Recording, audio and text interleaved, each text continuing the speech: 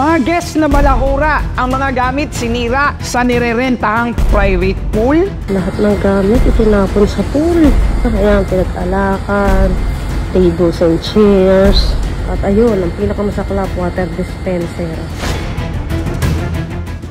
At update, nahuli na din sila. Parang napasobra na lang po din kami sa inom ng alak. Hindi na po namin napigilan yung sarili namin. Ganyan na po ang nangyari. So buong araw hanggang gabi, hindi kami nakakuha. So talagang nalugi. Nakikita mo kung gaano kawalang disiplina yung mga customer na yun. Hindi ko alam kung bakit ginawa nila yun. Tinanong namin sila. Hindi nila alam. Hindi kaya nakadrugs itong mga to. Ayun ang hindi ko alam. Gusto mo gawin sa property mo yung gano'n? Di ba hindi naman? Huling chance na binigay ni doktor sa akin. Parang wala kayong mga konsensya at wala kayong hapas na manggulo. Tapos para kayong mga pusang kawawa sa presinto kaya sa barangay hall. Ayun nga, ngayon hingal ako kasi meron akong tubig sa baga. Doon lang ako kumukuha ng panggastos. Oh. Sa ano. Tapos ganun pa nangyari. Imbis na panggamot ko, pang-aayos ko pa ng resort. Yo, what's up? It's Real Talk Darbs, ang pambansang issue analyzer ng Pilipinas wherein I'm trying to influence you how to think critically about sa mga viral social issues ngayon dito sa Pilipinas. And today, we're gonna be talking about another viral topic patungkol sa isang private pool sa Laguna na nag-trending ngayon online dahil sa iniwang kalat ng mga renters. May sapat na rason nga ba ang mga taong ito na magsira ng gamit na hindi sa kanila? Kung ikaw ang may-ari ng private pool, ano ang gagawin mo? Of course, what are the things that we may be able to learn from this kind of situation? Let's find out. First, let me give you a brief context. Ang viral video ay in-upload ng user na si Nonette Palentino sa kanyang account last Monday, August 14 at 7:10 AM. Dito naglabas siya ng salubin sa kanyang mga naging guest ng kanilang private pool resort dahil sa ginawa nilang perwisyo. Ang resort nila ay nagngangalang Jeremiah's Triplex Resort. Going back, sabi ni Nanette sa kanyang post, grabe mga customer kagabi. Gawain ba ito ng mga nasa matitinong pag-iisip? Sa video, pinakita ni Nonette ang aftermath na nangyari kung saan nakakalat ang mga gamit at basura sa mismong swimming pool. Lahat ng gamit itinapon sa pool. Lahat ng basura nila, ayan, pinag-alakan, tables and chairs. Bukod dito, pati raw ang pinag-ihawan at water dispenser ay tinapon din sa pool. Doon sa ilalim ng ihawan, ayun. At ayun, ang pinakamasaklap, water dispenser. However, nung sinabing i-check muna ang place, ay agad-agad daw itong umalis sakay ng kanilang mga motor. Sabi ni Nanette, ang titibay din naman ng mga sikmura nyo. Ngayon nyo sabihin na customer is always right. Sa dulo ng caption, sinabi pa niya na nagkamali kayo ng mga win***yan nyo. Kahit tumakas kayo, hindi magsisinungaling ang CCTV footage.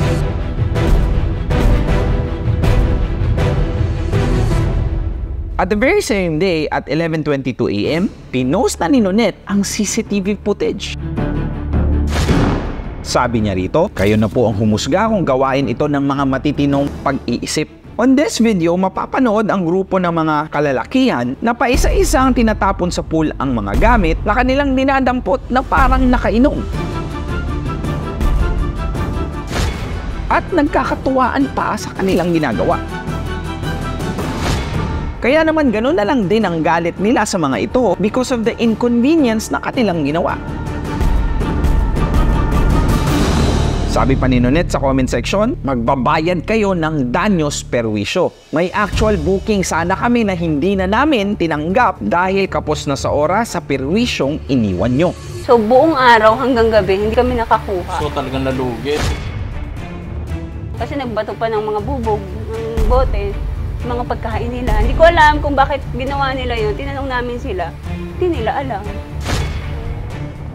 Nagkikimo pa po ako ng huling chance na binigay ni doktor sa akin. Kasi lahat na ng gamot binigay na sa akin. Ngayon hingal ako kasi meron akong tubig sa baga. Doon lang ako kumukuha ng panggastos. Sa ano. Tapos ganun pa nangyari.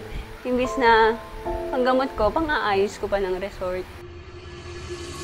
At update, nahuli na din sila. Parang napasobra na lang po din kami sa inom ng alak. Hindi na po namin napigilan yung sarili namin. Ganyan na po ang nangyari.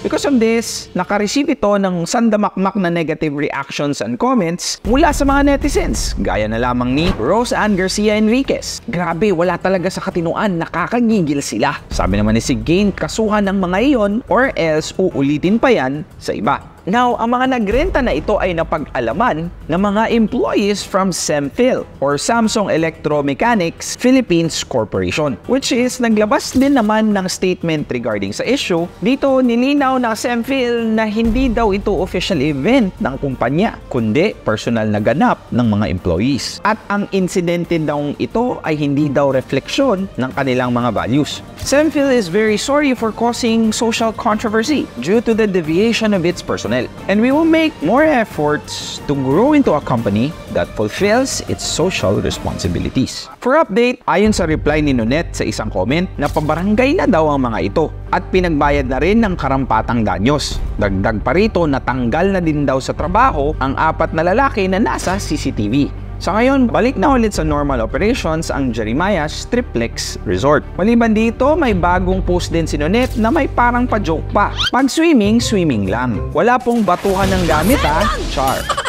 So, what are the 3 things that we may be able to learn from this kind of situation? Number 1, vandalism doesn't just damage property. Hindi lang ito pagsisira ng gamit, but you're also burning bridges to people. Nakakawalang tiwala ito dahil sa kung nagawa mo ito sa iba, baka magawa mo ulit kahit kanino. Maliban sa pwede kang makulong para dito, I don't think na worth it to damage your own reputation as well. Remember that vandalism is an assault of the soul of a certain community. It's tarnishing the beauty and trust that those guys built.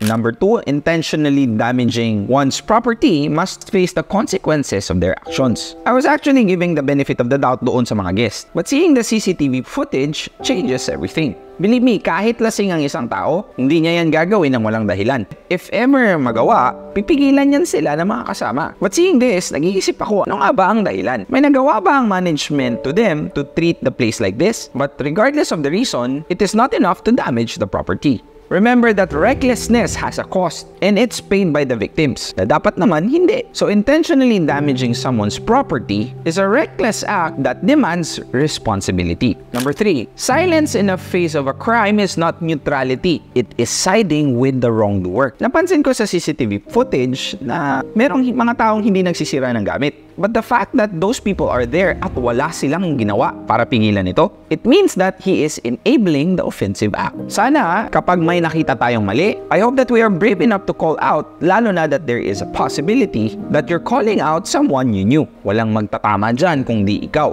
Remember that the true measurement of one's character is not just in avoiding wrongdoing, but it's standing up against it. Real talk.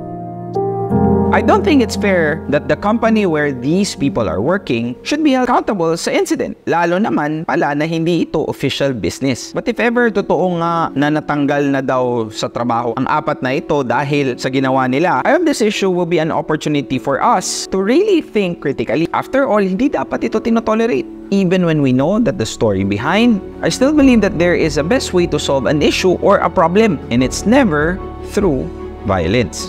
And for those people naman na walang ginawa, na nakikita na nila ang kasama nilang nagsisira, understand, the only thing necessary for evil to thrive is for good men to do nothing.